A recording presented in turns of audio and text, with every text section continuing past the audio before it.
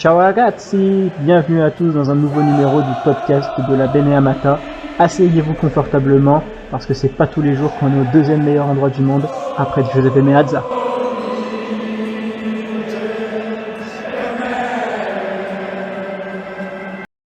Bienvenue à tous dans un nouveau format du podcast de la Beneamata.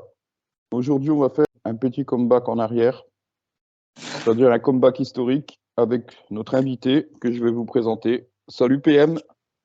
Salut tout le monde, salut Fate, salut à toute l'équipe de la Beneamata, salut tout le monde. Donc, comme vous avez deviné, si PM est l'invité, on va faire un comeback UEFA campagne 1997-1998, qui à l'époque ne s'appelait pas encore Ligue Europa, mais bien Coupe de l'UEFA. Ça va rappeler des souvenirs. Ça va rappeler des souvenirs aux plus anciens.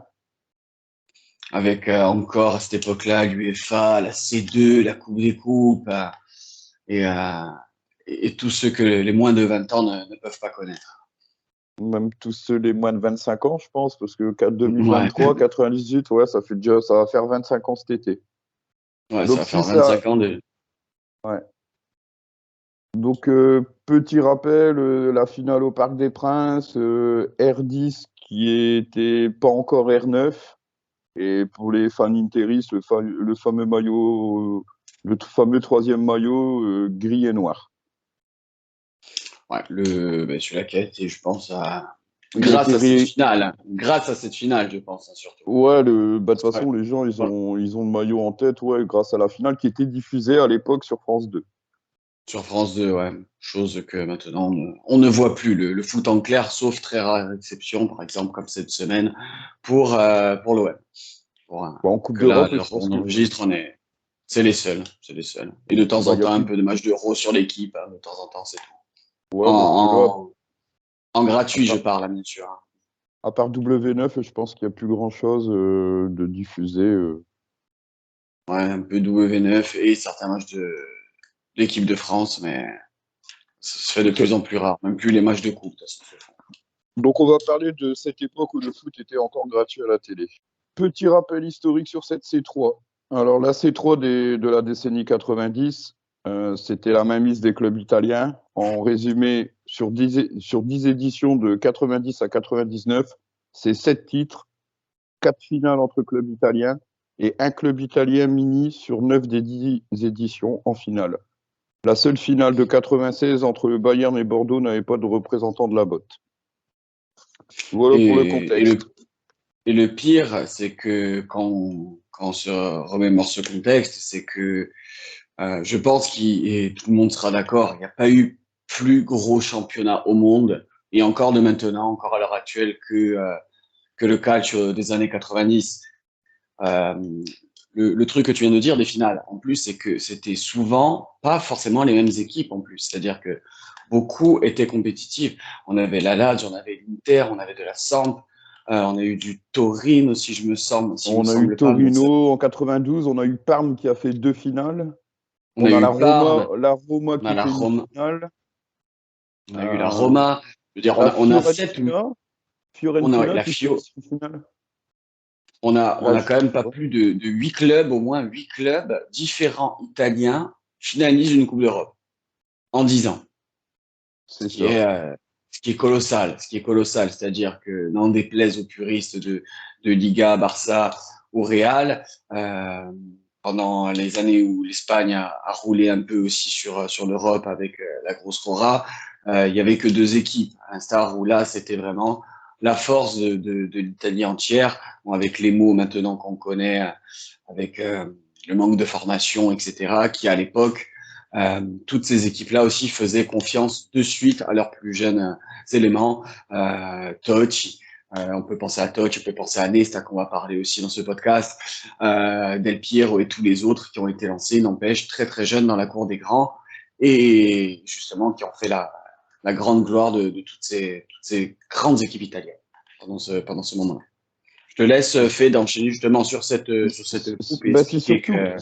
c'est surtout qu'aussi, là, parce que là, sur le podcast, on reste vraiment centré sur la C3, mais à l'époque, la C1, on avait Milan qui a fait pas mal Ça, de finales, qui doit faire 3-4 finales sur la décennie. En la Juve C2, qui en fait deux. c'est pareil, on a la 2-3 même. Ils font 96, 97, 98. On a Ah aussi ouais. la C2 qui, Parme, il fait 2 finales, la Lazio en fait une. Donc c'était vraiment la décennie d'or. Bah, c'était l'âge d'or du football italien. Pour moi, je pense que même la PL actuelle ne vaut pas le Non, calcio des années non, non, 90. clairement pas, clairement pas. Et justement, Clairement pas. tu parlais des jeunes joueurs qui étaient lancés à l'époque, mais on en avait parlé justement avec Karim la dernière fois, et je pense que l'arrêt Bosman a un petit peu fait aussi que les jeunes Italiens sont moins vite lancés qu'à l'époque. Ouais, tu penses Oui, bon, après, l'arrêt Ben, parce qu'à Bosman, l'époque, pour, à l'époque, tu jouais avec 8 remets en Italiens, contexte. Ouais, j'allais te le dire, remets en contexte aussi parce pour que les plus jeunes, qui vont nous écouter, qui nous connaissent pas forcément, justement, qu'est-ce que c'était l'arrêt Bosman et qu'est-ce qui a changé à partir de là dans le foot, quoi. alors l'arrêt Bosman, pour résumer, c'est c'est la libre circulation des joueurs. Donc en fait, il y a plus de quotas De joueurs étrangers, de joueurs étrangers parce que avant l'arrêt Bosman, qui a été prononcé fin 95 et actif en 96-97, c'est ça. c'était 8 nationaux et 3 étrangers sur sur le terrain. Donc, pour un exemple, si on avait 3 étrangers, pour faire rentrer un autre étranger qui était sur le banc, il fallait en sortir un des 3 qui était sur le terrain. Donc, c'était obligatoirement maximum 8 nationaux. Donc, dans le cas du football italien, 8 Italiens et 3 étrangers. Milan avait D'où ses, Milan avait c'est ses trois 3 Hollandais volants. Hollandais, l'Inter, c'était les 3 Allemands. Bon, la Juve, il y avait un Allemand, un Yougoslave à l'époque parce que c'était pas encore, il n'y avait pas encore Ouais. eu la séparation du pays. Donc Non, c'était pour la maximum Lazio, 3 c'était jours. les Anglais. Ouais, il y avait pas, ouais, Paul Il y avait, Gascogne, ouais, je me souviens de Paul c'est ça. Gascogne, ouais. Et donc en Il y fait avait c'était, Wilson, voilà, ouais, donc c'était trois George Blanc. joueurs étrangers maximum sur le terrain. Et cet arrêt a permis donc la libre circulation des joueurs et donc du coup, du jour au lendemain, on a pu mettre 11 étrangers sur le terrain. Ouais, Il y avait plus de limite, plus de quotas. d'ailleurs, si tu regardes, bon, ces années 90, avant de bien rentrer justement dans l'ancien format d'Europa League actuel, entre guillemets, euh, ça force, si tu regardes, c'est les dernières générations, ben, justement, de formation des Pirlo, des Gattuso, des Totti, des Nesta, enfin, de la très, très grande génération Ben, de 2006, de 2000 à 2006, qui s'est petit à petit, ben, et logiquement arrêté fin 2010 et début de décennie 2010. Et depuis, qui a plus du tout été renouvelé parce que quoi? Parce que comme tu l'as très très bien souligné il y a à peine quelques minutes, les clubs italiens ont foncé du coup sur, au fur et à mesure, mais là on va s'écarter du sujet, sur ben, un autre style de recrutement et plus la formation et plus confiance à nos jeunes. On va se recadrer un petit peu sur justement la partie UEFA où justement je te laisserai parler, où justement c'est pas aussi le même style de compétition qu'on connaît maintenant avec le chapeau de poule, etc., etc. Donc si tu veux bien nous ah éclairer oui, sur ça aussi. cette fameuse C3 à l'époque, c'était pas un format pool comme maintenant, c'était un format 32e de Élimination finale, directe. sur aller-retour, voilà, en élimination directe, 32e, 16e, 8e, quart, demi. Et c'était, alors pour 98, c'était la première édition avec une finale sur terrain neutre sur un match. Alors Sur que, un match, tout, non. alors que toutes les précédentes éditions, c'était une finale en aller-retour. Donc chacun des clubs jouait une finale chez lui et une finale chez l'adversaire. Exactement. Pensez pour mon Sporting d'ailleurs. Et 78. 78, ouais. 78. Et contre le PSV 0-0 puis Et, 3-0. Mais là n'est pas le sujet. pensez à l'Inter qui a joué la dernière finale en version aller-retour et qui a perdu la finale chez lui contre Schalke au tir au but. Donc, L'Inter, au final, a baptisé les deux, a baptisé la clôture et a baptisé la nouvelle. elle a fait la dernière version et la première version C'est à ça. l'époque de l'UEFA au niveau des finales. C'est ça, c'est ça. Et je pense que justement, au fur et à mesure, là, on va rentrer dans le vif du sujet, ce qui a peut-être et sûrement permis à acquérir quand même de l'expérience européenne, surtout avec ces matchs aller-retour, même en finale, et justement gagner cette coupe cette année-là, du moins. Exactement. Moi, puis c'est surtout que ça avait été vécu comme un traumatisme. La finale, tu la perds à domicile, dans ton stade, au tir au but.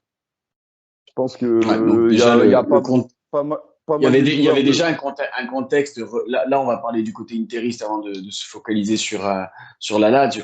Mais il y avait quand même un esprit revanchard quand même de la part des interistes et de toute la communauté malade, justement, de cette année de la remporter. Parce que il me semble que déjà, vous vous renforcez bien au mercato. Après, ce Bah, sera c'est à toi de me l'été, dire. c'est l'été où on recrute Ronaldo. Ronaldo, il arrive Voilà. juste après. Donc, Si je me souviens bien, on avait recruté un petit, dé- un, Ronaldo. un petit détail, un petit détail. Ronaldo. Bah, c'est surtout que à l'époque, Ronaldo, c'est le meilleur joueur. Il vient C'est le du meilleur Barça ou du joueur. PSV? Il vient Du du Barça, il me Barça. semble. En fait, le problème, c'est que lui, à la base, il n'est pas pour quitter le Barça. Mais bon, avec les histoires d'argent, tout ça. Donc, au Ouais, ouais. final, ben, il y a il y a un problème au niveau de sa prolongation. Son agent, il commence à discuter. Et puis bon, Moratti, on sait il aimait, il savait qu'il y avait une star sur le marché. Il adorait acheter des stars. Et puis, bah, Moratti fait une offre. Le Barça, Et ça, il accepte. Et puis, d'ailleurs, bah, toutes les équipes italiennes aimaient dépenser aussi.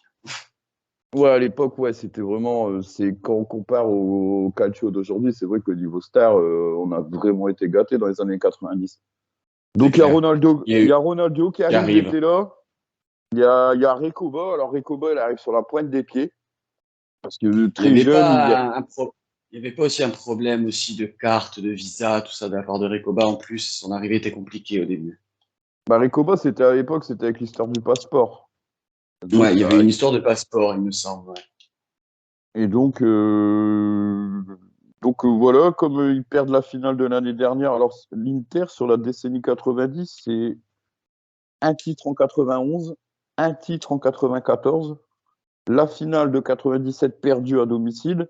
Et donc, avec celle de 98, ça fait quatre finales, Perdu. quatre éditions où ils sont en finale, trois éditions vainqueurs sur quatre finales qu'ils ont fait dans les Ah, années 90. Ah, l'Inter compliqué. sur la décennie 90, c'était quand même l'équipe de la C3. Comme on peut appeler, maintenant on dit c'est Séville, tout ça, mais sur l'époque 90, sur la décennie 90, l'Inter c'est vraiment l'équipe de Et, la étr- et, C3. étr- et étrangement, aucun championnat. Ouais, bah après le problème c'est que à l'époque, donc les gens, c'était, on n'avait pas une Ligue des Champions à quatre clubs italiens, ni quatre clubs allemands, quatre Oui, anglais. C'était le champion aller en Coupe des en Ligue des en Champions Champions parce League. elle était déjà appelée Ligue des Champions depuis 92. Le vainqueur Ouais. de la Copa allait en Coupe des vainqueurs de coupe et les équipes classées 2, 3, 4, 5, je crois qu'il y avait 4 places en UEFA, allaient en Coupe de l'UEFA. Donc la Coupe de l'UEFA, tous les gros clubs européens n'étaient pas champions. Il y a des années, le Real n'était pas champion, le Barça n'était pas champion. Donc ça fait que cette Coupe de l'UEFA, c'était vraiment un gros niveau. Pas C'était très, très comparable. relevé. Très, très Ouais, relevé. pas Incomparable à comparable ça. à aujourd'hui. On peut plus comparer parce que maintenant, avec les quatre gros de chaque championnat qui vont en Ligue des Champions, la Coupe de l'UEFA, la C3, elle a baissé de niveau. Mais à Il y a eu quand l'époque, même c'était. ces derniers temps, ces dernières années, en 2023, fin 2023, à l'heure où on se parle, il y a eu quand même quelques belles éditions quand même avec Séville, avec justement Inter Séville, etc. Il y a eu quand même quelques belles éditions, mais c'est vrai que euh, Bah c'est parce que c'était autre chose. Autre chose. c'est des, Séville, ça a jamais, bah, c'est pas, ça a jamais été un grand d'Espagne. Il a jamais vraiment joué le titre. Donc, c'est un peu Séville retrouvé en Ligue Europa. C'est limite Bon, logique. ça, Ah, pour moi, après, ça les reste gros, quand même, ouais, ça c'est reste le quand même club. un petit Ouais, maintenant, monument. Ouais. Maintenant, c'est le club de la C3, vu le nombre d'éditions qu'ils ont gagné, mais C'est ils ont clair. surtout gagné beaucoup d'éditions à partir des années 2000. Ouais, Et c'est donc, vrai. en fait, C'est ce vrai. qui se passait, À partir c'était de 2004, il me semble, 2005, avec l'équipe de ouais, 2000, Canute. ouais, Bref. 2005, je pense, ouais. Et du coup, en fait, c'est beaucoup les clubs reversés des poules de Ligue des Champions, le troisième de poule. Quand il y a des gros clubs qui font. Je vois Manchester, il gagne une édition aussi. C'est parce qu'ils avaient été reversés de la Ligue des Champions. Mais des clubs qualifiés maintenant direct en C3 qui vont au bout, généralement, c'est des clubs, ils ont loupé leur saison d'avant. Sauf qu'à Ouais, c'est l'époque, vrai, c'est vrai. sauf qu'à l'époque, Ça n'existait pas, ça, il n'y avait pas ça. Vous pouvez tu finir pouvais finir second et aller en et UEFA, t'allais en simplement. UEFA, voilà. Parce Tout qu'il y a simplement, ouais. beaucoup de gens pensaient que la Coupe des Coupes, c'était la Coupe des deuxièmes de championnat, alors que non, c'était vraiment le vainqueur. On a eu nous, surtout en France, on a eu des équipes de nationales, de D2, qui ont été faire des parcours en Coupe des Coupes. Il y a eu Nîmes, il y a une époque qui a été en Coupe des Coupes. On a eu aussi, on n'avait pas eu Sedan ou je sais plus quoi. On a eu des équipes un peu qui sortaient de l'ordinaire, Pour la justement France, je parce que. t'avoue que moi, un peu moins savoir quand même que ce qui s'est passé. Un peu moins savoir. Mais c'était vraiment en C2 au départ, on avait des équipes ils perdaient la finale de la Coupe nationale et comme en face c'était soit le champion ou une équipe qui allait déjà en Ligue des Champions, donc ça fait qu'on a eu des équipes improbables.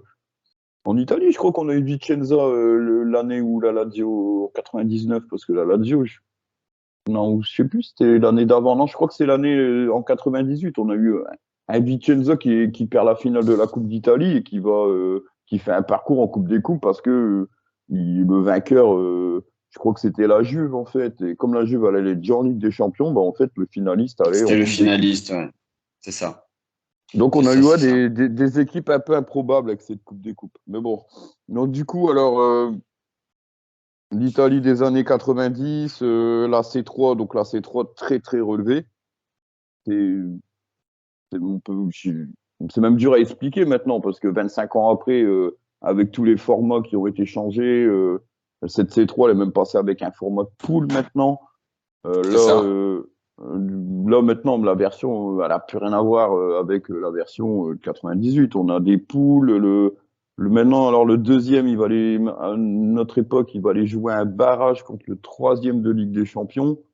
Donc, on est sur des versions qui n'ont plus rien à voir en 25 ans. Non, ça c'est Ça a sûr. vraiment bien évolué.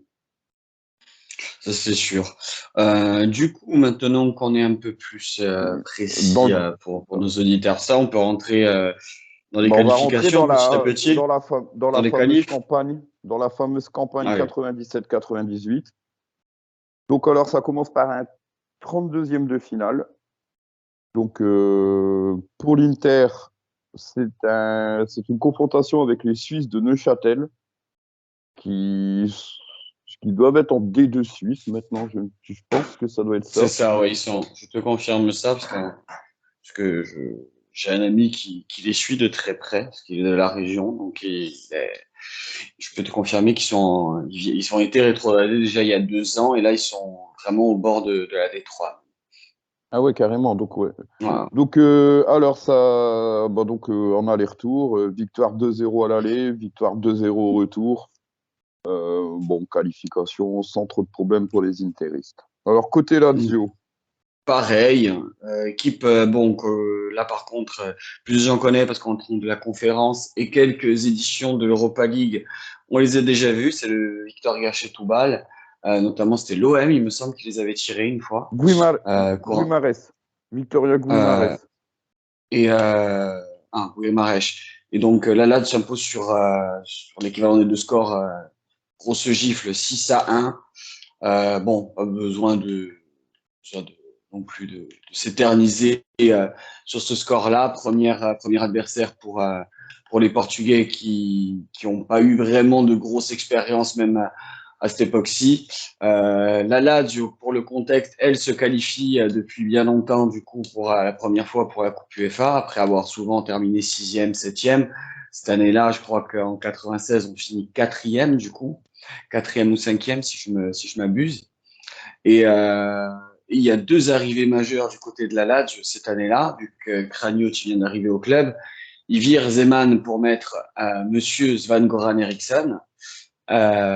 Et par la suite, du coup, voit l'arrivée de Mancini, Roberto Mancini, le retour de Mathias Almeida, de Alan Bokšić, et justement l'arrivée de Mathias Almeida dans les rangs de la Lazio.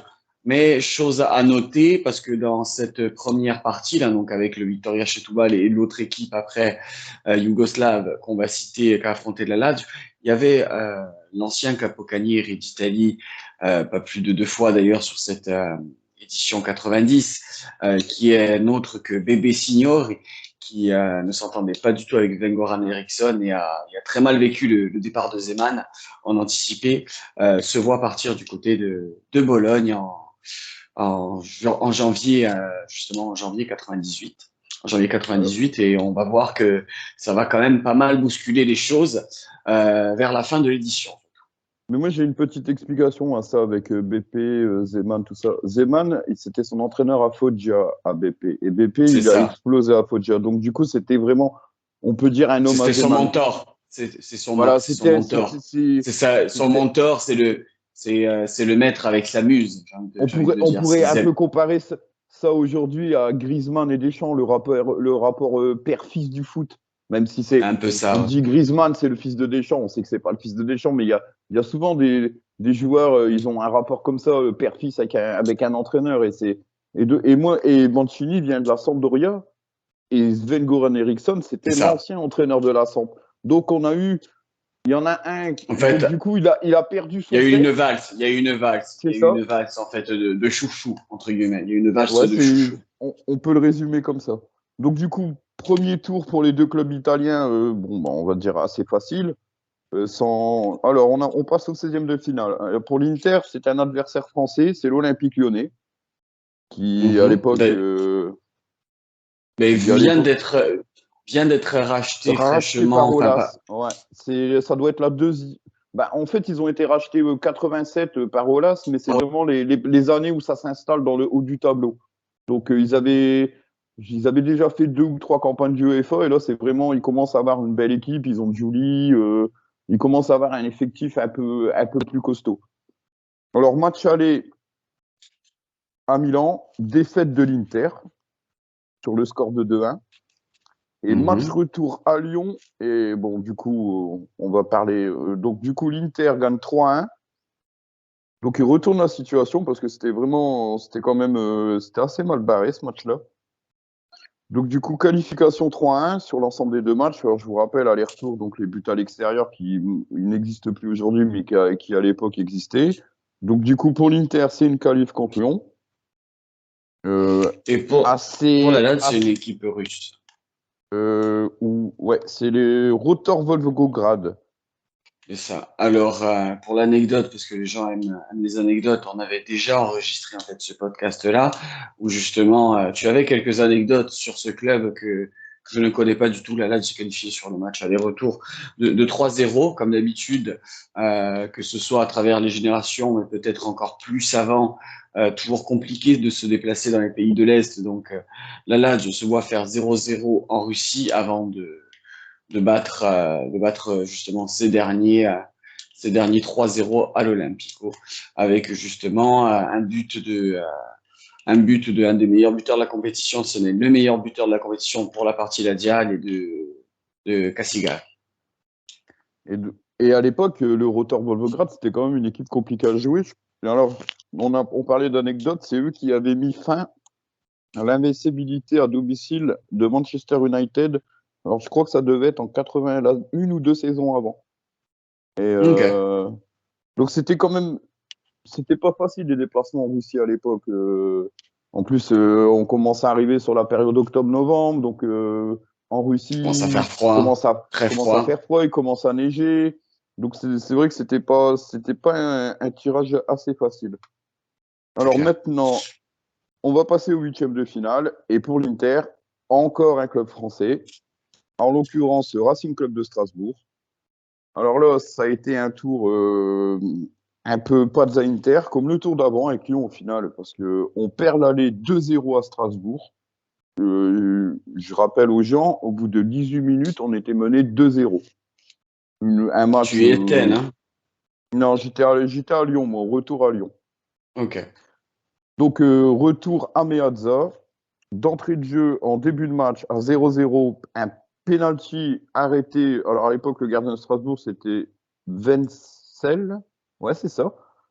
Donc, à 0-0, Ronaldo se fait arrêter son penalty. Mais bon, alors, 3-0 sur le match retour. Donc, pour Strasbourg, il aura essayé de tenir, mais en début de deuxième mi-temps, il y avait déjà 2-0. Et bon, bah, finalement, qualification 3-2 sur l'ensemble des deux matchs. Ok. Pour côté Lazio, on est en quart là déjà, il me semble, hein, c'est ça? Non, huitième. Huitième. Huitième. En huitième, on est du coup. Les Autrichiens. Les Autrichiens, j'allais dire pas très très loin. On est quasiment frontalier. Donc, on est en Autriche, le Rapide de Vienne. Bon, pour même les plus jeunes, c'est quand même un peu connu dans le monde du foot. Les Qualification. supporters du PSG connaissent plus S'il y a des supporters du PSG, ils connaîtront le Rapide de Vienne. Parce que là, on sort le Rapide de Vienne, mais à l'époque, le Rapide de Vienne, il vient de faire une finale de Coupe des Coupes il y a 2 ans, donc c'était pas un adversaire facile non plus. Ouais. Non, c'était une bonne écurie. Je dirais pas un gros calibre, mais une bonne écurie, mais qui n'empêche pas la traversée la Dial et sous le score de 3-0 sur les deux rencontres, une victoire d'abord du côté de de Vienne justement, 2-0 avant une victoire courte, mais sûre du côté de la capitale 1-0, tout simplement. Alors, on va passer au quart de finale. Et là, le quart de finale pour l'Inter, bah, c'est le mauvais souvenir de la précédente édition qui arrive. C'est la revanche. La revanche de la finale perdue à Meazza au tir au but à la maison, comme on en parle au début du podcast. Donc pour le quart de finale, match aller à Meazza, victoire 1-0 sur un but encore de Ronaldo, qui décidément cette année il fera une grosse campagne en UEFA. Alors le retour ça se passe à Schalke. Alors Schalke égalise sur l'ensemble des deux matchs dans les arrêts de jeu, donc c'est-à-dire 90 plus 2. Donc la prolongation commence, égalité sur l'ensemble des deux matchs. Et Taribo West marque tout de suite en début de prolongation. Il n'y aura plus d'autres buts. Donc du coup, l'Inter passe sur l'ensemble des deux matchs 2-1. Bon, c'est un match qui finira avec des cartons rouges et sous une grosse tension. De toute façon, vu la finale de l'année dernière, vu l'esprit de revanche, je pense c'était sûr. Donc c'est un clin d'œil, c'est un drôle de clin d'œil parce que Schalke vient gagner sa C3 à Meazza et du coup, tenant du titre, ils sont éliminés par le futur vainqueur chez eux. Donc c'est comme l'histoire du foot, elle nous a réservé l'histoire beaucoup du foot est belle. Hein. Ouais, il y a eu beaucoup de faits comme ça où l'un va gagner chez l'autre et au final, bah c'est ça le foot en fait, c'est que rien n'est. Il y a toujours de toute façon, il y a des clubs, ils ont des histoires liées sur certains tours de Coupe d'Europe, certaines éditions. Il y a des matchs il y a des matchs qui retombent souvent, mais c'est pour ça qu'il y a l'histoire en fait. L'histoire, elle nous rappelle qu'il y a eu des précédentes confrontations. Un coup, ça va dans ton sens, un coup, ça va pas dans ton sens, mais bah, c'est ça la beauté du foot en fait. C'est ça. Côté Lazio, mais décidément, dans cette édition, les Italiens ont vu pas mal de clubs français quand même. Et cette fois-ci, c'est Lazio qui va s'y frotter. Alors, si je dis pas de bêtises, soit ils sont champions de France en titre, soit ils vont être champions de France en fin d'année. C'est la JOCR qui affronte la Lazio. Avec justement une victoire à la clé, mais qui n'a pas du tout été de tout repos contre la JOCR avec en plus le meilleur buteur de la compétition côté de la JA, qui est l'autre de Stéphane Guivarch avec 7 buts. Il avait marqué 7 buts d'ailleurs. Il met un but au retour, au match retour. Donc là, s'impose 1-0 à domicile, 2-0 à la mi-temps à Auxerre. 2-0 à la mi-temps à Auxerre avant de se faire surprendre. D'ailleurs, Mancini avait avoir le score au bout de 5 minutes, vraiment très très tôt. Et avant de se faire surprendre justement avec une très belle tête décroisée de Guy Varch, avant que justement Auxerre égalise vers la 80e minute de jeu. La date s'est quand même fait très très peur. Il y a un montant qui est frappé à la toute fin du match. Donc sur ces quarts de finale, vraiment sur le fil, un tir Grosse à équipe rigot, comme on Auxerre, dit. hein. Grosse équipe Auxerre à Grosse l'époque, équipe, hein. grosse équipe, ouais, effectivement. C'était vraiment c'était une grosse écurie à l'époque. Les gens, bon, maintenant Auxerre, il est en D2, mais à l'époque, Auxerre, c'était pas un tirage facile, quoi. C'était comme Schalke qui est en D2 aussi maintenant, c'est des clubs, ils sont mal. Auxerre, je sais pas ce que ça donne maintenant en Ligue 2, mais comme Schalke qui est pas trop bien classé non plus, mais à l'époque, c'était des tirages pas faciles, quoi. Aller à Auxerre, c'était pas Je évident. viens, je Maintenant, viens, bon. je viens de vérifier, ils étaient champions de France en 96, donc certes Ouais, donc ouais, c'était 2 ans l'équipe avant, quand mais même. ça reste grosse écurie, quoi, avec Stéphane Guivarch qui, Bah, à l'époque, avec je le crois que temps, on le sait que c'était un des clubs français qui allait le plus souvent, bon, hors Marseille et Paris, mais c'était un club ben, français qui allait souvent loin en Coupe d'Europe, hein. ils avaient fait une demi-finale de Champions League en 93 aussi, donc Non, oui, c'était ils un allaient souvent adversaire loin. courroyant, ouais. Ah, Hmm. c'était l'heure de gloire de Giroud. À l'époque, c'était vraiment, ouais, Auxerre, c'était vraiment un tirage, Tirage c'était chiant, compliqué. Ouais, voilà, c'était vraiment une quelque équipe, chose. c'était dur à manœuvrer. Alors, C'est on ça. arrive aux demi-finales. Alors, pour l'Inter, c'est un club russe. Alors, elle est marrante cette édition parce que entre l'Inter et la Lazio, on a eu 3 clubs français, 2 clubs russes. Donc, Un peu les chassés croisés, ouais, on a sorti tous les clubs français et russes, j'ai l'impression c'est Donc ça. alors, match aller à Meazza, victoire 2-1, victoire 2-1 avec un but vainqueur à la 89e minute par Zélias. Et je vous rappelle, il y a toujours la règle du but à l'extérieur. Donc, une victoire 2-1 à domicile au match aller, c'est pas trop c'est une victoire, mais c'est un résultat un peu, je vais pas Mitigé. dire compliqué, et on va le voir avec le match retour, parce qu'au match retour, le Spartak marque dès la 10e ou 15e minute de jeu, donc à l'instant du but du Spartak, le Spartak est qualifié pour la finale. Parce qu'avec la règle du but à l'extérieur, cette règle, elle va pas. Ronaldo va mettre son doublé. Alors, c'est le fameux match sur la boue du terrain du Spartak, où Ronaldo, sur un champ de patates, il va nous faire du Ronaldo, en fait. Et c'est surtout le deuxième but. Le deuxième but, il slalome dans la défense. Il est incroyable, ce but. Et donc, du coup, Ronaldo avec son doublé nous qualifie pour la finale. Donc 2-1 à l'aller, 2-1 au retour. Et donc, premier qualifié pour la finale, l'Inter. Côté là, enfin, je dirais pas première grosse écurie, mais on dira que pour les puristes, c'est un premier nom connu encore actuellement de ce groupe. Et paradoxalement, d'ailleurs, leur meilleur joueur, c'était un attaquant italien qui est d'autre que Bobo Vieri. Et je parle bien sûr de l'Atlético Madrid. L'Atlético Madrid, très gros morceau, du coup, pour la Lazio. Et en toute surprise, quand même, la Lazio qui avait quand même toujours eu du mal d'ailleurs entre les quarts et les demi à se déplacer, toujours à faire des nuls d'ailleurs, hormis contre les équipes un peu plus abordables. Mais la Lazio va s'imposer justement à Madrid avant d'être tenu en échec à domicile 0-0. Mais la Lazio va gagner juste avant la mi-temps. D'ailleurs, Mancini qui va marquer son dernier but de la compétition, il n'en marquera que 3, mais va sauver les meubles du côté de la Lazio pour qualifier avec sur ce match-là un Marchegiani vraiment XXL d'ailleurs. Mais du coup, on se retrouve après cette victoire, et d'ailleurs pour l'anecdote, il va tellement taper dans l'œil, malgré il restera muet sur ces 2 rencontres, il a tellement tapé dans l'œil de Cragnotti que Cragnotti le veut absolument au cours de cet été-là, que Vieri d'ailleurs amènera ses valises du côté de la capitale suite à ce Bah, c'est match-là. c'est surtout la saison. Alors, Vieri, Vieri à Il l'époque, avait été Pichichi, il me semble. ouais, mais c'est la saison où il explose carrément, en fait.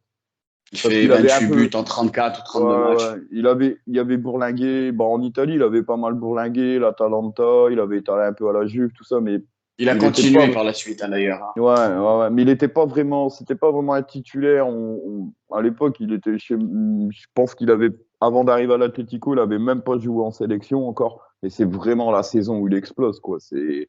Du On coup, a qu'il est vraiment. sélectionné avec l'Italie pour la première fois, etc. Ouais, etc. pour la Enfin, Coupe du justement, Monde. parce que pour le contexte, c'est la saison, n'empêche, Coupe du Monde 98, donc avec une rude concurrence où justement, il y a beaucoup d'équipes très très fortes, mais surtout énormément de très bons joueurs aussi. Du coup, il y a aussi une double course Bah, Vieri, dans là, la course. Vieri, sa saison à l'Atlético, elle lui a permis d'exploser aux yeux de l'Italie, en fait. Parce qu'en Italie, Et là, on lui faisait pas tellement confiance, quoi. Il avait fait une saison à la Juve, mais il était plus considéré comme une solution de banc. C'était un ouais, c'est remplaçant, ça. donc du coup, il a dû s'exporter, puis au final, bon, après, il va Et, revenir en son, et Italie. il va revenir en Italie du côté de la Lazio, et justement, hein, l'été qui suit, et ce sera un franc succès d'ailleurs. Hein. Ouais, c'est Ce vraiment sera la un franc saison qui succès lui a permis, ouais, il a de permis confirmer en d'exploser. Italie. Ce qui a Allez, quand même été. la finale. Alors la finale, donc la finale, elle se déroule en France. Donc du coup, bah c'est assez marrant quand même parce qu'après avoir éliminé Lyon-Strasbourg pour l'Inter Et et Auxerre, Auxerre pour la Lazio, c'est une finale en France au Parc des Princes. Donc on est 100% italienne. une finale 100% italienne. Donc ça doit être la troisième ou quatrième de la décennie. Avant la Coupe du Monde, juste avant la Coupe du Monde, cette finale au Parc des Princes. Donc, du coup, on a un petit avant-goût. Elle a un petit avant-goût aussi de Coupe du Monde, cette finale, parce que voilà, en France, dans un stade qui va accueillir la Coupe du Monde. Donc cette finale. Mais d'ailleurs, avant de même parler de la finale, du contexte et de reconstituer les choses, et surtout d'avoir tes anecdotes parce que tu y étais, c'est Ouais, moi, ça? j'étais à la Si je dis pas de finale, ouais. bêtises. J'étais à la finale, Tu ouais. y étais. Bon, moi j'avais 6 ans, donc j'ai pas pu y être. J'ai pas pu y être, mais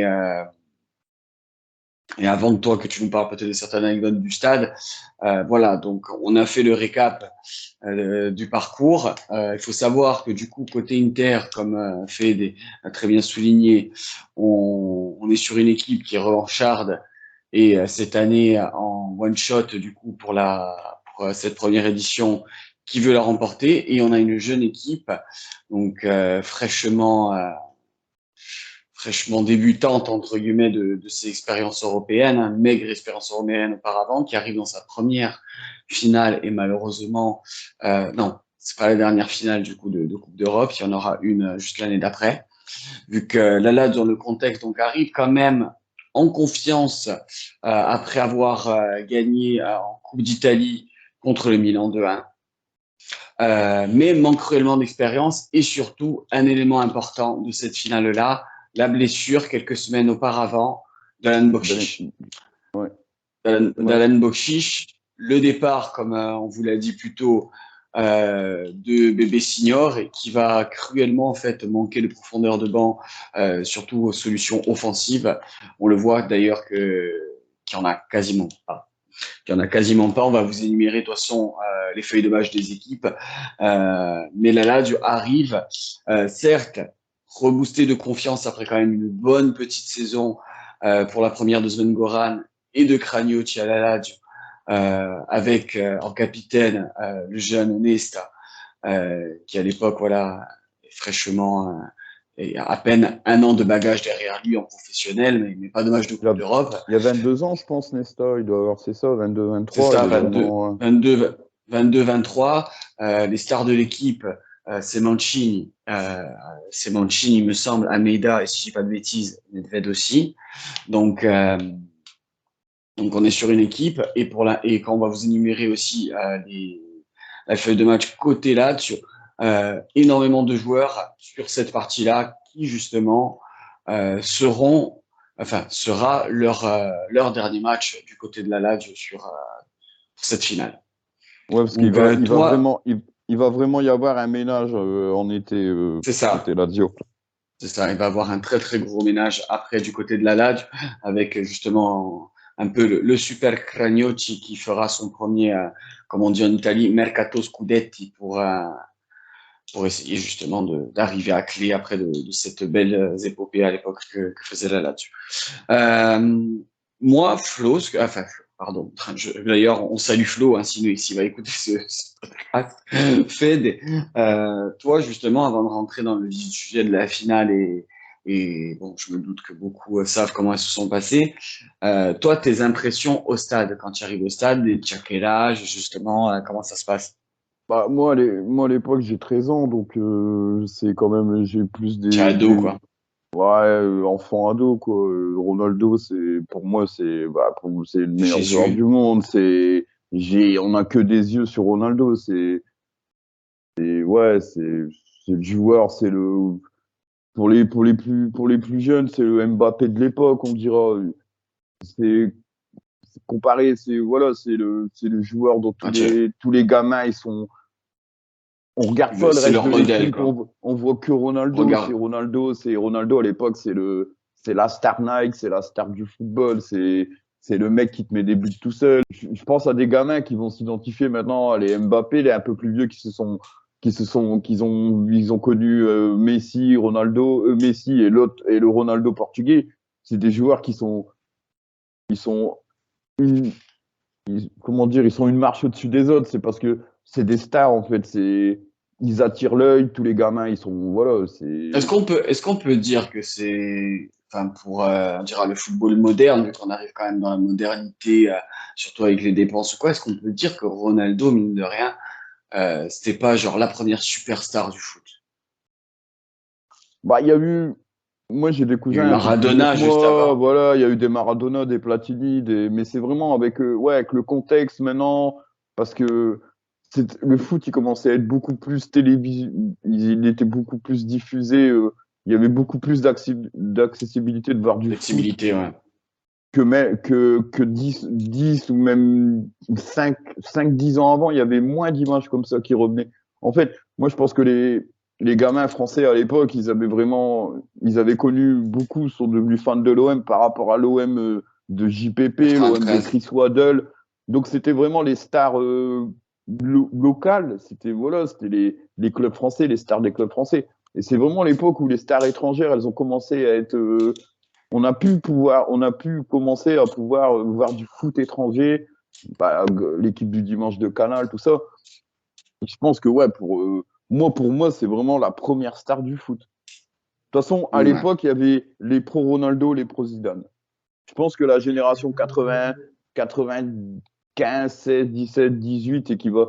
Je pense que les premiers joueurs qu'ils ont plus ou moins, moi j'aime pas parce qu'il est comparé tout le temps, alors que comme ils ont fait avec Messi, Ronaldo, comparé d'autres joueurs, c'est vraiment, c'est devenu des stars du foot. De toute façon, à l'époque, il y avait les pubs foot de Nike, c'était Ronaldo, la tête d'affiche, et de l'autre côté, on avait l'écurie concurrente, donc Adidas, c'était Zidane, la tête d'affiche.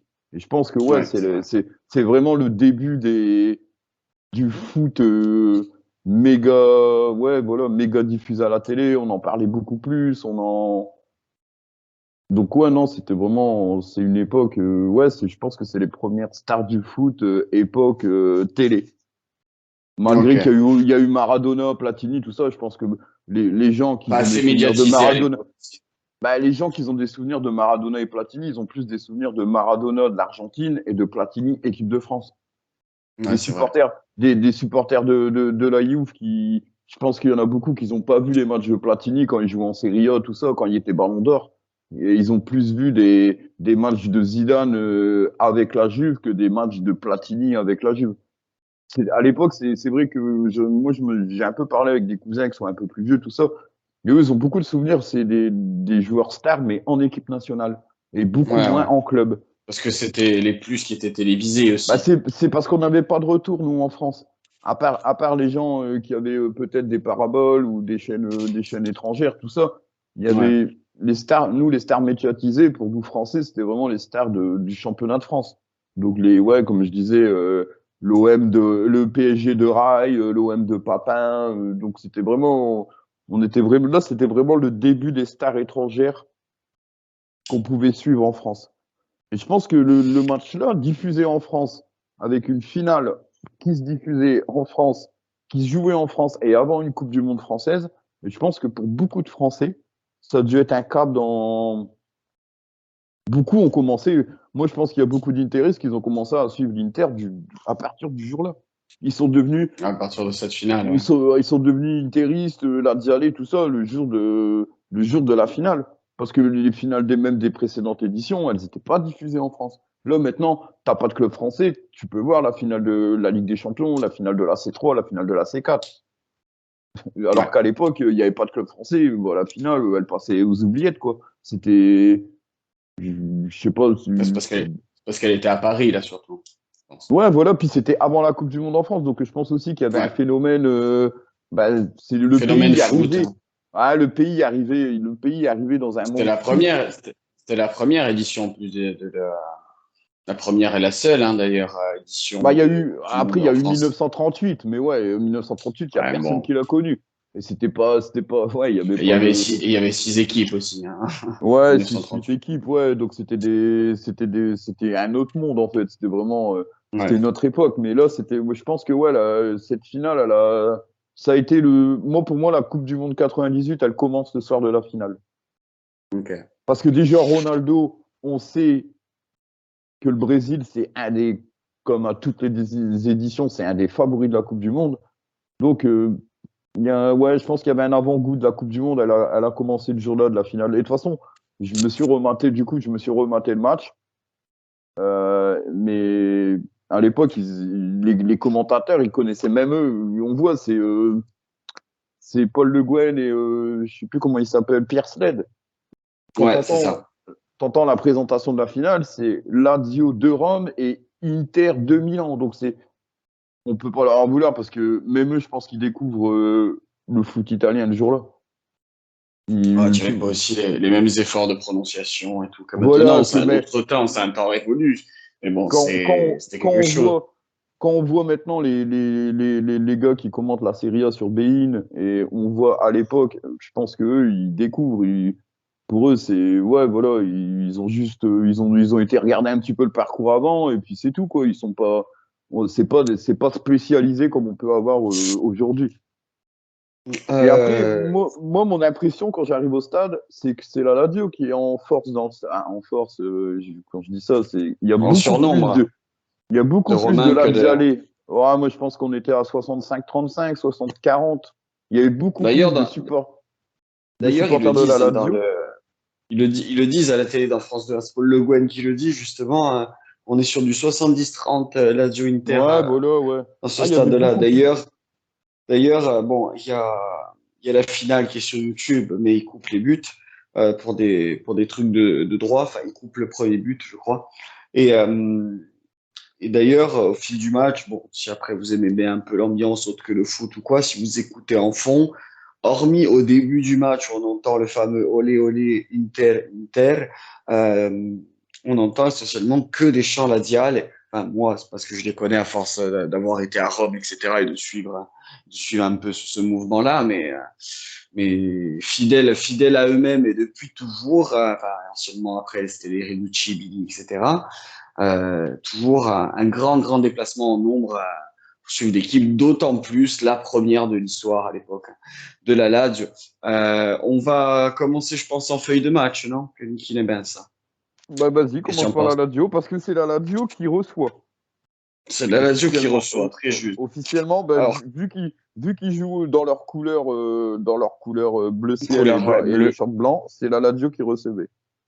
Alors, côté Lazio, donc, on a un 4-4-2 comme on avait l'habitude de voir avec les élites très percutants et un Nesta qui était censé casser la ligne sur des relances longues. Donc, avec Marchegiani dans les cages, Grandoni, Nesta, Negro, Favalli pour la défense ladiale, Puser, Venturini, Djokovic, Nedved pour accompagner les milieux et Casiraghi et Mancini en pointe, Mancini en rôle de faux numéro 9 qui tournait autour de Casiraghi.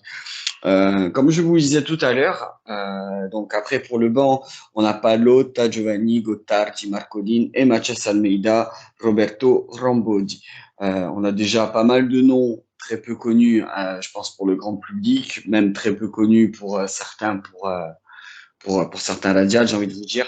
On a une équipe de la Lazio donc avec quand même un blessé majeur, Bokšić, un départ qui n'a pas été remplacé, qui est de Signor, et on a quand même Grandoni, Venturini, Djugovic et Casiraghi qui vont, ainsi que je crois que c'est si je dis pas de bêtises, ça va être Gothard du Matré qui va rentrer en cours de match, qui vont faire eux leur dernier match du côté de la Lazio. D'ailleurs, il y aura une valse à au mercato, justement la venue de Vieri à la capitale va enchaîner le départ de Venturini et de Djugovic du côté de l'Atlético Madrid, justement le même été. On a une équipe jeune, parce que bon, moi quand je vois ces noms-là, j'ai plus mes souvenirs d'ado, donc de début 2000, donc 3 ans après, on dira, 3 ans après, où voilà, j'ai 10 ans et je commence bien à avoir les souvenirs, où je me dis que les négros, les favales commencent à être vieux. Non, là, eux, ils sont au cœur de l'âge, mais dépourvus d'expérience. C'est pas pour autant que là, j'étais arrivé plein d'intentions avec Sven-Goran Eriksson, qui avait été à l'époque un petit pari, parce que malgré son bon passage à Leeds, il avait réellement jamais surperformé. Si vous préférez, pour comparer pour les plus jeunes, le Sven-Goran Eriksson, c'est un peu le Bielsa de maintenant. Si vous préférez. Moi, je peux comparer ça. Alors, c'était la Ouais, folie c'est ça, tactique ouais. à mes yeux, hein. C'est-à-dire que quelqu'un qui a laissé quand même de belles images partout où il est passé, mais d'une Sans folie, gagner. d'une fulgurance, sans pour autant gagner. Il a gagné qu'à la Lazio, hein. Il a vraiment Ouais. gagné qu'à la Lazio. Et par la suite, hein, la Coupe des Coupes, le championnat, comme on le sait, la Coupe d'Italie, quelques mois là auparavant, enfin quelques jours auparavant, pardon. Donc on arrive vraiment sur une équipe avec voilà un entraîneur fou, ceci dit, dans tous les sens du terme, et justement avec riche d'idées neuves de foot. Mais malheureusement, son plan de jeu, je te laisse annoncer toi la feuille de match côté Interis, qui va pas être concluant malheureusement pour moi et pour la Lazio sur ce Alors, match. alors côté Inter, Gianluca Pagliuca dans les buts, bon, tout le monde le connaît, international italien, gardien de la sélection sur la Coupe du Monde 94. Donc un gardien quand même gardien de qualité. Donc alors nous à l'époque on a une défense avec un poste qui n'existe plus, c'est le libéraux. Donc on a 3 défenseurs. Alors de gauche à droite, Zanetti, Taribo West et Colonese. Et Salvatore Frisi en libéraux. Donc un ancien système qui ne se fait plus du tout aujourd'hui. Qui est pour J'ai moi plus. le meilleur joueur de la finale d'ailleurs. Ouais, Salvatore Frisi, ouais, il a annihilé tous les. Bah, de toute façon, je pense qu'il a annihilé les attaquants de la Lazio d'entrée de jeu, et je pense que. Et un milieu, alors un milieu à 4 avec Simeonese, Elias et Winter, avec Djorkaeff juste un peu devant, une sorte de numéro 10, et une attaque, Zamorano, et à l'époque, il s'appelait pas encore R9 parce que son numéro c'était le 10, c'était Ronaldo, du coup, qui était en version R10 pour la saison 97-98.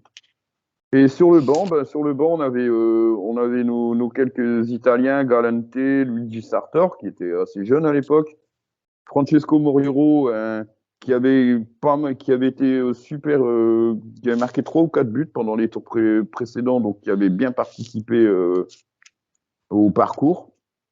Nanko Kanu, qui était à l'époque tout jeune et qui venait de l'Ajax, et Alvaro Recoba, qui n'est même plus à présenter, mais qui à l'époque était pareil. Je crois que Recoba à l'époque il doit avoir 22-23 ans, donc je pense que niveau banc il y avait quand même plus de qualité et de solutions de remplacement que côté Lazio. Que la Justement la Lazio, Lazio, c'est sûr. la La Lazio, Lazio on vient de le dire, il n'y a il pas de manquait solution 2 attaquants. offensive déjà.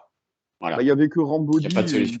qui rentrera même pas de toute façon parce que Qui rentrera même pas, qui a fait très peu de matchs. Il en a fait, là j'ai les stats sous les yeux, il a marqué 2 buts cette saison-là pour 10 matchs, 10 bouts de match. Il a fait aucun match titulaire. Non, un match titulaire, je viens de voir. Donc autant te dire que en fait c'est choix par défaut. C'est-à-dire qu'on est obligé d'aligner si, seulement si, je pense, dans le cadre où Casiraghi ou Mancini et seraient je pense blessés. ouais, voilà, il était vraiment là en cas de blessure et que le joueur puisse pas finir le match. Je C'est le vois, ça. je le vois que comme ça. Après, ce qui se passait aussi, c'est que il y avait eu les confrontations Lazio-Inter qui étaient en championnat, qui avaient été à l'avantage de la Lazio, et il y avait eu un quart de Copa, et la Lazio s'était qualifiée aux dépens de l'Inter. Donc, je pense que dans les têtes, côté interiste, la Lazio, c'était peut-être pas l'équipe N'a qui leur pas. réussissait de la saison. Et peut-être aussi l'équipe alors qui était sur cette finale-là avec l'expérience européenne, parce un quart de finale de Coupe, un match de championnat, même aller-retour ou quoi, c'est pas du tout la même qu'une finale de d'UEFA. Non, Peut-être du coup la pire, mais aussi la meilleure, dans le sens où on la connaît, on sait là où elle peut nous faire mal, et si on joue le jeu comme il faut, justement, ne pas se faire contrer cette fois. je pense que c'était surtout ça, hein. Il y avait, Ouais. puis là, le truc à l'Inter, c'est ils avaient perdu le titre 98. On va pas revenir sur l'épisode de Inter, le fameux Juve Inter avec le penalty, le pas penalty. Donc, ils avaient perdu le titre l'année-là. Est-ce qu'ils perdent à Turin? J'en sais rien, mais après le match de Turin, l'équipe, elle avance plus. Donc, elle arrive à la dynamique avant la finale, elle est pas terrible des deux équipes au final, parce que la Lazio, elle s'est un petit peu relâchée en Elle perd, championnat. be- Elle perd beaucoup de points pour se concentrer justement sur ces deux finales. Bah, je pense que les deux Très équipes, clair. c'est ça. Ils ont eu la tête. Moi, je pense que côté Inter, dès que bon, voilà, avec l'épisode du Juve Inter, avec l'épisode ouais, du penalty, de tout ça, derrière, ils ont enchaîné contre des petites équipes, c'était même pas des cadors, c'était même pas des top 10, mais ils ont eu des résultats. Il y a Bari, je crois, bon, du coup, dans la tête, ça a lâché le championnat. Donc, je pense que les deux équipes, sachant que bah, la Lazio, elle avait sa Copa, elle a gagné sa Copa, l'Inter, elle avait perdu le titre. Je pense qu'ils se sont vraiment dit, voilà, tout pour la finale. Ouais, tout pour le tout. Et entraîné Euh, par le regretté Luigi Simoni, il avait pas mal bourlingué en Italie, le Gigi oh, Simoni. Et il a bah, fait du plus de coup, 15 clubs hein, quand même. ah, Plus de 15 clubs. ouais, il a fait un peu, il a été un peu partout dans la botte et bah, du coup, je pense que même c'est l'un de ses rares titres en tant qu'entraîneur parce il a pas eu un gros palmarès, mais il était tellement, il était aimé par les supporters, c'était incroyable quoi. Tous les supporters, ils ont gardé une bonne image de lui et je pense que bah, du coup, le La titre de finale, l'UEFA 98, la ça a finale dû, aide beaucoup, je pense aussi. ouais, bah le titre, il a sûrement joué beaucoup. Tout le monde a une sympathie pour lui, alors que voilà, Moratti va le virer quand même à le propre l'année d'après. Donc, mais il a toujours gardé, ouais, je m'en souviens quand il est décédé, il n'y a eu que tous les gens, ils ont pas pensé, ils ont pu penser à la mauvaise période, ils ont pensé qu'à ça, la finale 98. Après, je pense qu'un titre, ça permet toujours de garder une image D'oublier positive, ouais, d'oublier ce qui ouais, a pas été logique, à côté. Après, c'est vrai que logique. son système avec le libéro, c'était vraiment, ça devait être l'un des derniers à le pratiquer.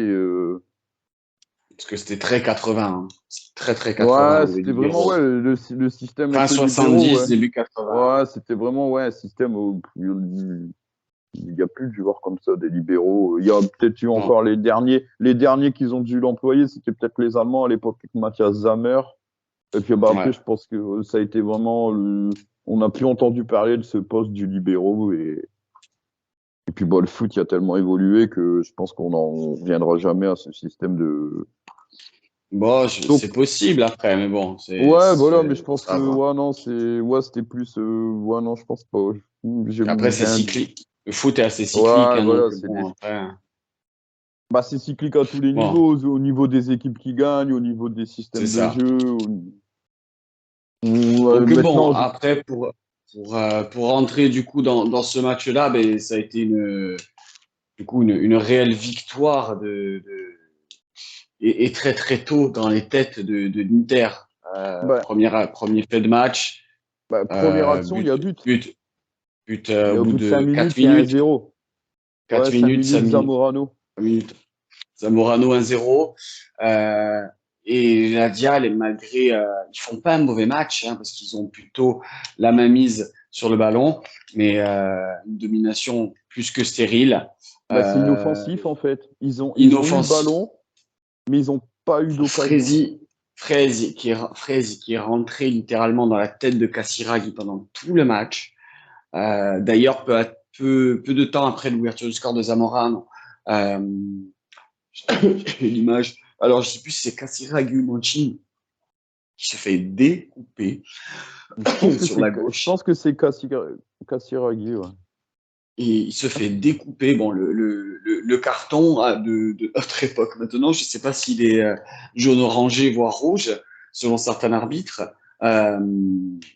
Mais en tout cas, le tacle lui a fait très très mal dans la tête. On a vu que après ce gros tampon, il a plus osé aller au contact, tout simplement. Et il y a ce moment. Ouais, vas-y. Oui. Non, vas-y. Non, mais c'est surtout que la première mi-temps, tu marques vite côté Inter. T'as une grosse. Et tu reviens pas côté Lazio. Voilà, t'as le ballon, mais tu sais pas quoi en faire, en fait. J'ai l'impression, c'est parce que le ballon il tournait, alors que t'as des joueurs de ballon. Diego Fuser, moi j'ai adoré, c'était un super joueur sur son aile droite. Nedved, c'était un joueur Casiraghi, Mancini, c'était quand même quatre super joueurs. Et je pense que ça s'est beaucoup joué dans la tête. Après, il y a la frappe de Ronaldo qui atterrit sur la barre. Il y a même Marchegiani qui la regarde taper sur sa barre. Même lui, il pense qu'elle est même pas dedans, quoi. Non, il est littéralement. Donc je pense que alors la première mi-temps, c'est une Lazio qui domine mais qui n'a pas marqué. Par contre, une Inter qui a eu peu d'occasions mais qui a été dangereuse parce qu'il y a le but de Zamorano, il y a la frappe de Ronaldo et il y arrive la mi-temps. Je pense que ça joue au mental. Et là, et moi je pense qu'à 1-0 avec la finale perdue l'année dernière, le mental interiste, il est 10 fois au-dessus il est 10 fois au-dessus du mental de la Lazio. Et l'expérience du coup de pas revivre une finale perdue. Et justement, la Lazio, elle, de son côté, trop jeune. Pas d'expérience de la finale. Et pas je pense que la finale, trop jeune.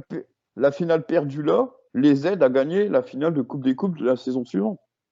Oui, très juste.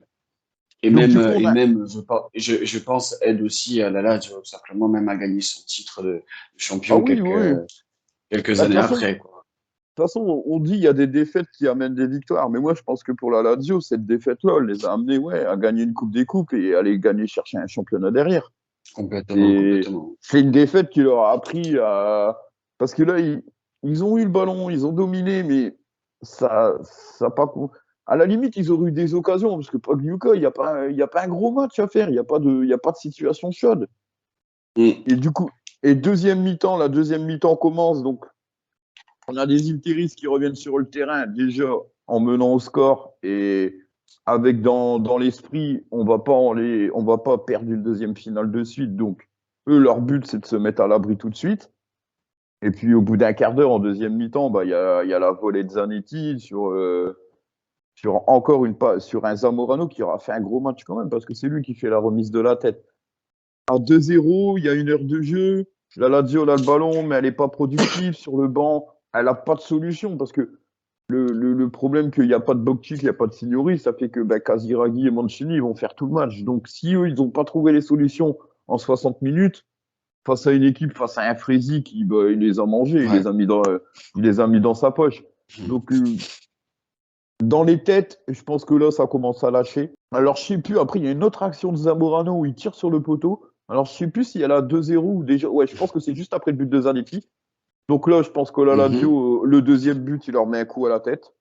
Moi, c'est comme ça que j'ai senti. Parce que même dans le public, on voyait juste après le but de Zanetti, on voit que le public. Que c'est fini. Le public et les joueurs, c'est tout. Ils savent qu'ils ont perdu. Ils attendent la fin. Je ne vais pas dire ils attendent la fin du match, mais le truc, c'est de pas prendre une valise maintenant. Ouais. Et en mode, on le sait qu'il reste 20 minutes à jouer, ça va être compliqué, mais voilà, c'est tout. Et au deuxième but, donc juste après, il y a l'action de Zamorano qui a une action qui tire sur le poteau. Et puis après, il y a le but de Ronaldo, il part tout seul. Il met la double feinte de corps à Marchegiani qui finit sur les fesses. Il y a 3-0, il reste 20 minutes de jeu, la finale, elle est finie. Moi je m'en Ouais. souviens, la finale, elle était finie. C'est tout. C'était la Lazio qui veut. L'Inter qui est en contrôle pour, voilà, c'est tout, tenir la fin du match. Ils savent qu'il y a 3-0. Donc, Est-ce que le but de Ronaldo, enfin je vais pas me faire du mal non plus 100 ans, mais est-ce que le but de Ronaldo, je sais pas si les gens ont en tête, c'est le fameux passement de jambe en écartant Marchegiani.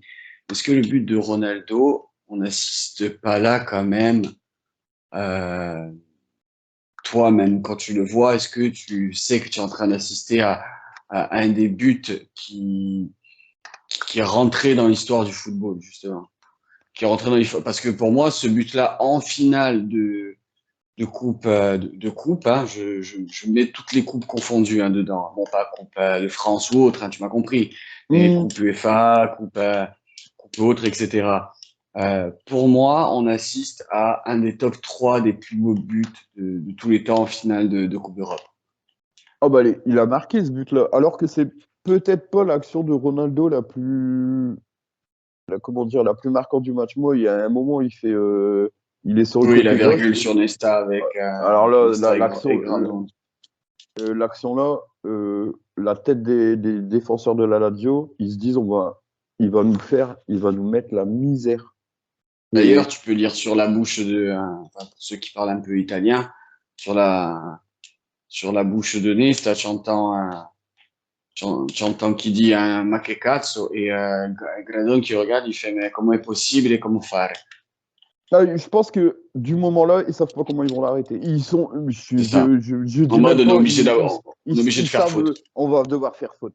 Parce que mais il leur a mis la misère. Alors que c'est plus, moi je le voyais plus comme un attaquant de pointe. Et là, c'est vraiment Zamorano qui jouait attaquant de pointe. Et lui, une sorte de 9,5. Et il leur a C'est mis la ça. misère. Il leur a mis la misère techniquement. Il était trop fort, ce mec. Et moi, j'ai l'impression, alors moi, c'est mon souvenir de gosse, hein, mais que Ronaldo, il volait sur la pelouse. Il était inarrêtable le jour-là.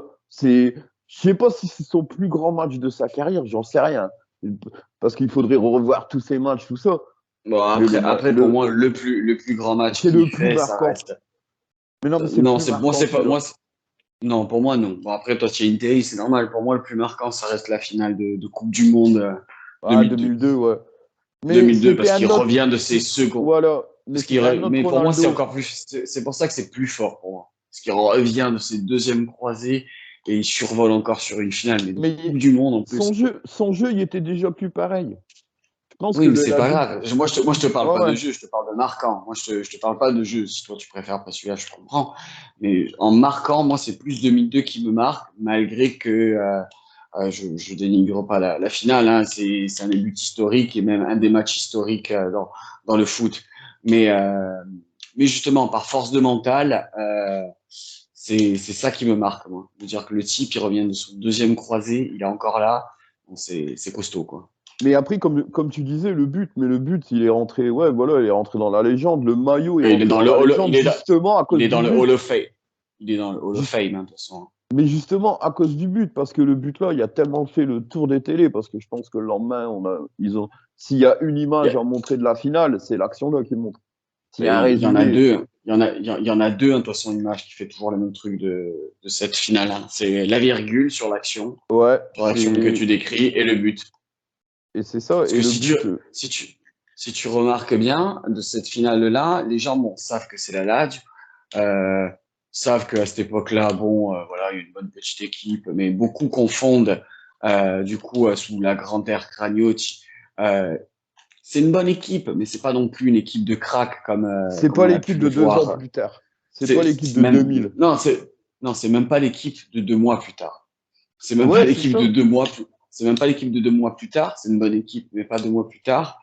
Et surtout, on oublie. Bon, moi, je viens de me le faire le refresh il n'y a pas longtemps, donc je m'en souviens. Mais quand je dis surtout, on oublie complètement, limite, les buts de Zamora et de Zanetti. Hormis les interistes, mais j'en suis sûr quand même certains interistes se marquent plus encore juste du but de Ronaldo que du but de Zamorano, par exemple. Bah, c'est pour ça qu'au début du podcast, je te disais, il y en a qui sont devenus fans de l'Inter. Juste, juste grâce à lui. Juste, et ils ont que le souvenir de le parcours, les tours d'avant, le but de Ronaldo sous la neige de Moscou. Zanetti, la volée, il en met une aussi contre Strasbourg. Et elle est de l'autre côté de la surface, mais c'est un peu le même genre de but. Il est passé carrément aux oubliettes, à part parler à un supporter strasbourgeois qui doit s'en souvenir. Mais c'est ouais, c'est là, c'est de toute façon cette image avec Marchegiani qui va arriver, il n'est pas Qui est encore par sur ses terre. fesses, mais il est presque par terre. Et Ronaldo qui est devant lui, qui lui met un coup à gauche, un coup à droite, elle a fait du tour du monde. Et c'est, de toute façon, je pense que l'Inter, quand il ressort ce maillot, quand il y a des saisons, parce qu'ils l'ont ressorti 2 ou 3 fois, bah les gens, ils ont l'image directe là en tête. C'est le maillot quand Ronaldo il a marqué le but, le troisième but contre la Lazio. C'est ça. C'est la première image qui vient. Limite, la virgule, je pense même qu'elle vient après. Parce que du coup, il y en a qui ont été un peu approfondir sur Ronaldo, tout ça, et l'action là, bah, automatiquement, c'est une action sur des vidéos, tout ça, qui ressort. Mais moi, je pense que c'est le but, c'est l'action du but, l'action où on a Ronaldo, la photo, c'est marqué Gianni Do, Ronaldo de face, et elle a fait le tour d'été, le tour du monde, le tour des On journaux. fait le tour du monde. Et je pense que Ouais, ouais, complètement. je pense que tous ceux qui avaient à l'époque, qui devaient être un petit peu plus jeunes que moi, j'en parlais la dernière fois avec les gars de Canal Inter, ils sont 5 ans plus jeunes, donc à l'époque ils avaient 10 ans. Eux, leur souvenir de l'époque là, c'est ça, c'est marqué Gianni Do et la photo marqué Gianni et Ronaldo face à lui qui arrive et qui va marquer le troisième but. Et je pense que ouais, c'est ça, il y a de cette époque-là, 95% des supporters interistes qui sont devenus interistes depuis 98, c'est le but de Ronaldo qui les a. Ouais, qui les a marqués. Bah, il l'appelait le phénomène, donc c'était le surnom, il n'était pas non plus. Quand on voit après, maintenant, 25 ans après, la carrière qu'il a eu, tout ça, le nombre de buts qu'il a marqué, ouais, il phénoménal, ouais, c'était pas non plus. Ouais, je comprends pourquoi ses coéquipiers, les adversaires, ils l'ont appelé il phénoménal, parce que c'était vraiment un joueur qui est sorti, c'était le premier joueur du style. Il était Ce qui est rapide, dingue, c'est, technique, ce il qui est avait dingue, toutes c'est les que là, qualités, ce mec. on arrive à la fin on arrive à la fin du podcast, fin de ce podcast, et que bon, moi, en tant que radial, et bon, je m'en souviens, je savais que j'avais regardé tout petit, du coup, à la télé, mais de façon très vague. C'est plus celle de Majorque, je pense que parce qu'elle a été Ouais, victorieuse qui m'a c'est marqué que c'est là, du coup. Mais, mais ce qui est dingue, c'est que on se souvient pas forcément de la campagne pour ceux.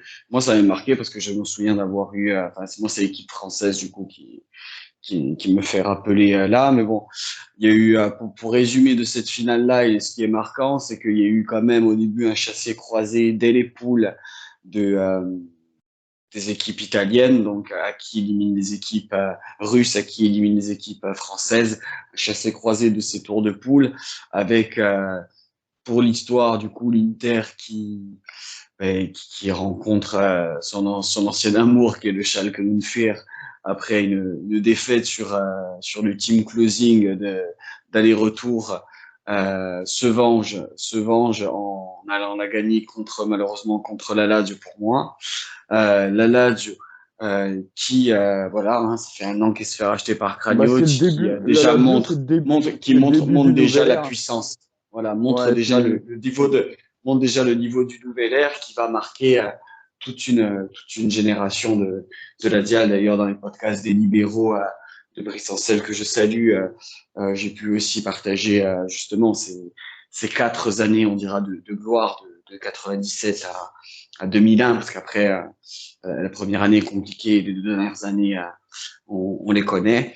Mais en tout cas, c'est les 4 glorieuses de la Lazio, malgré la défaite, pour moi, à mes yeux, ça reste voilà, un événement historique, de très belles équipes vaincues de la part de la Lazio, Auxerre, l'Atlético Madrid, Rator, et bon, malheureusement, un cruel manque d'expérience sur ce dernier match, avec aussi du coup un Fresi incroyable. Moi, j'insiste vraiment sur Fresi parce que en revoyant même les images, il m'avait stomagué, m'avait écœuré. Je pense que Stomagué pour, Frézy, c'est le meilleur match de sa carrière. ouais, fraise, il m'avait stomagué, donc stomagué en corse ou en italien, c'est écœuré, stomaqué, vraiment. Et je pense que moi, en étant supporter j'ai été écœuré de voir un joueur, même en regardant le final 25 ans après.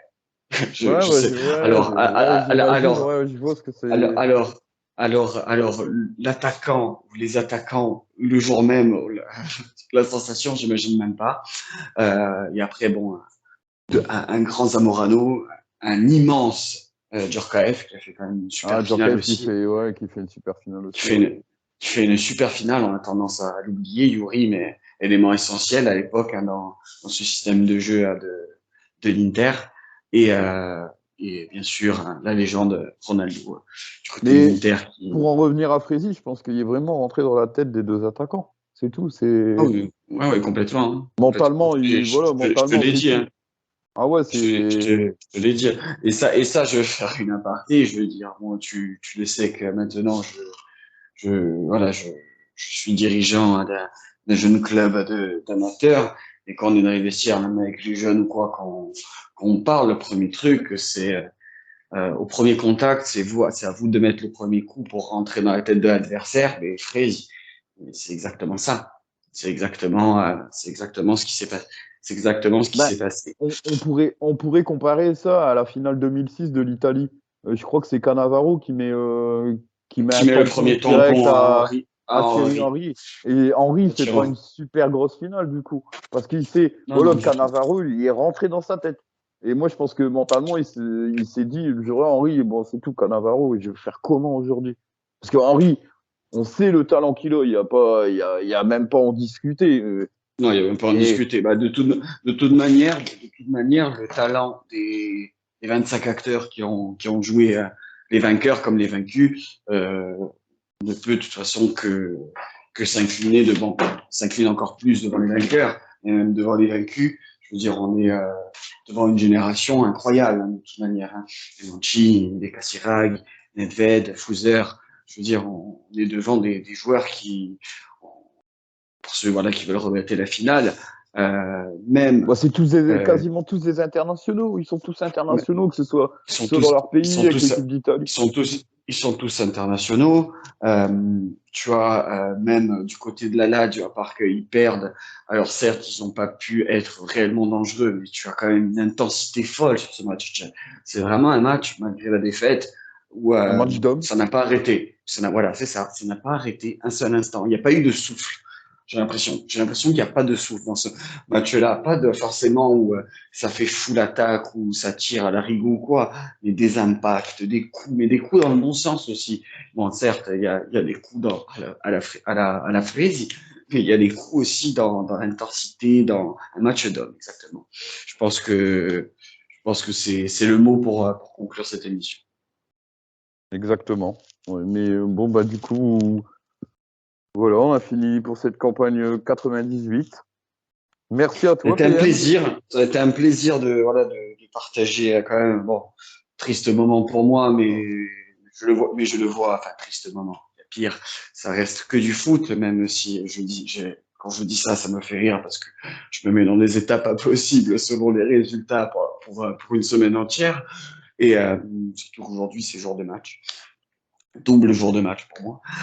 Mais ça quand même, ça fait bon de se rappeler que même Bah, pour moi, la Lazio a été c'est surtout au sommet de l'Europe.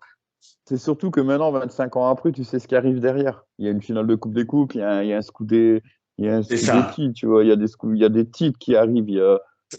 Malgré la défaite, C'est voilà, le début exactement. d'une ère Je pense gagnante, que en tout, fait. voilà, je pense que tout l'Asial, cette finale, bon, c'est triste, c'est comme ça. Mais on le sait qu'en fait, voilà, c'est le début d'une ère Derrière, où ça on va arrive tout derrière. gagner, Mais tu où on va sentais presque déjà tout que gagner. la Lazio de l'époque-là, tu voyais qu'elle arrivait, qu'il y avait un truc qui allait arriver derrière, parce que c'était une équipe qui commençait à monter en puissance. Donc maintenant, 25 ans après, bon, on sait que ce qu'il y a eu derrière, les titres, tout ça. Mais Et je tiens à préciser que même pas un mois après la finale, en pleine période de Coupe du Monde, Cragnotti, j'en conclurai sur ça, après on bouclera. Cragnotti fait quand même venir de France pour justement faire la plus belle une possible de la Gazette et de l'équipe, Vieri et Marcelo Salas, donc international chilien. D'ailleurs, pour l'anecdote, les deux qui s'affrontaient d'ailleurs, il me semble, dans la poule en 98. Ouais, il y avait Chili-Italie, ouais, c'est ça. Bah, Salas marque, d'ailleurs, Salah est comme ça. Et les deux, justement, le lendemain, je crois que c'était le lendemain justement du match, avec leurs maillots respectifs de Italie et Chili, la fameuse une avec le maillot de la Lazio, avec Vieri, Salas, Laziale. Il y avait même eu 2-2. Il y avait eu 2-2. Il y a eu 2-2. Ça a été un des plus beaux matchs d'ailleurs. 98 d'ailleurs, très belle. Très belle Coupe du Monde, ouais. C'était une belle Coupe du Monde.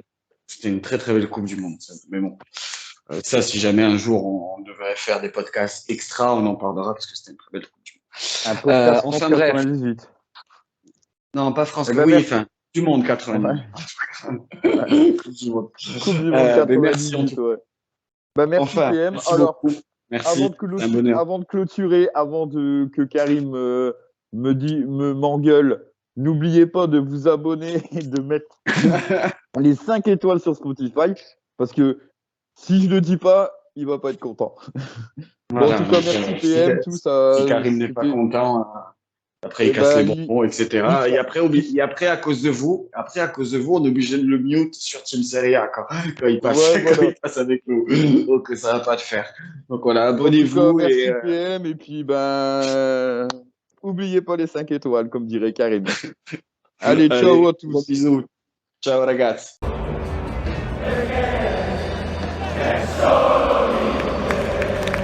Merci à tous d'avoir suivi le podcast. N'oubliez pas de lâcher un like, de vous abonner et on se retrouve très prochainement pour un prochain podcast. Ciao tutti!